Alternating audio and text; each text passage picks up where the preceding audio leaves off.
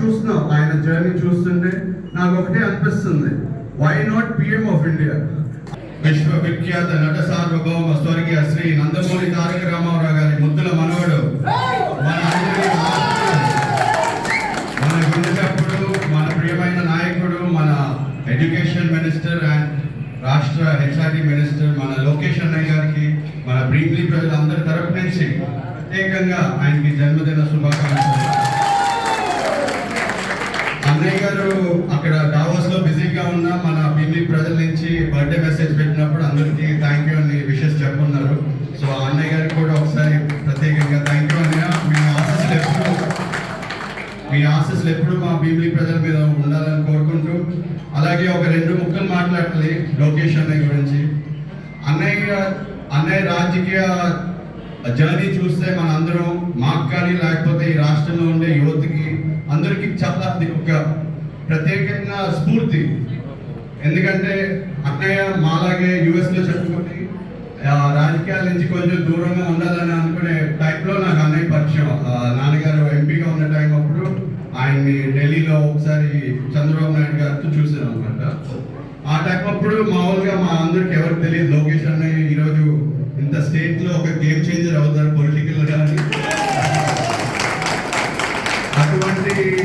అటువంటి చక్కటి రాజకీయ నాయకుడు మనందరికీ చాలా ఇంపార్టెంట్ అండి ఇప్పుడు వచ్చే రోజుల్లో.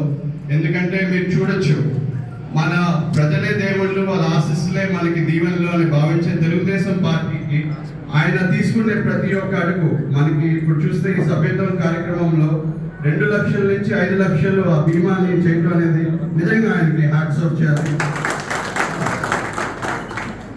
అలాగే మనకి ఇప్పుడు ఎడ్యుకేషన్ లో చూసుకుంటే ఆడవాళ్ళకి ఎలాగ ఈక్వల్ గా మగవాళ్ళకి ఉండాలనే ఆ ప్రత్యేక స్ఫూర్తితో ప్రతి ఒక్క గవర్నమెంట్ కాలేజ్ లో కానీ స్కూళ్ళలో కానీ వాళ్ళకి ఇంపార్టెన్స్ కూడా ఇవ్వడంలో దానిలో ఎటువంటి సందేహం లేదు. ఎందుకంటే మొన్న ఈ మిడ్ డే స్కీమ్ మీల్స్ అప్పుడు కూడా లాంచ్ చేసినప్పుడు అన్నయ్య సీరియస్ గానే యాక్షన్స్ తీసుకొని అది చేయడం జరిగింది. సో ఇటువంటి చాలా చూస్తున్నాం ఆయన జర్నీ చూస్తుంటే నాకు ఒకటే అనిపిస్తుంది, why not PM of India. అందరూ డెప్యూటీ సీఎం అంటున్నారు నిజంగా. ఎందుకంటే మనకి చూసుకుంటే ఒకప్పుడు పివి నరసింహ గారు ఒకరే తెలుగు నుంచి పిఎం అయ్యారు. కానీ ఎవరికి తెలుసు ఆ బాబా ఆశీస్సులో దేవుడు ఆశీస్సులో ఉంటే లోకేష్ చాలా చూస్తున్నాం ఆయన జర్నీ చూస్తుంటే నాకు ఒకటే అనిపిస్తుంది, why not PM of India. అందరూ డెప్యూటీ సీఎం అంటున్నారు నిజంగా. ఎందుకంటే మనకి చూసుకుంటే ఒకప్పుడు పివి నరసింహ గారు ఒకరే తెలుగు నుంచి పిఎం అయ్యారు.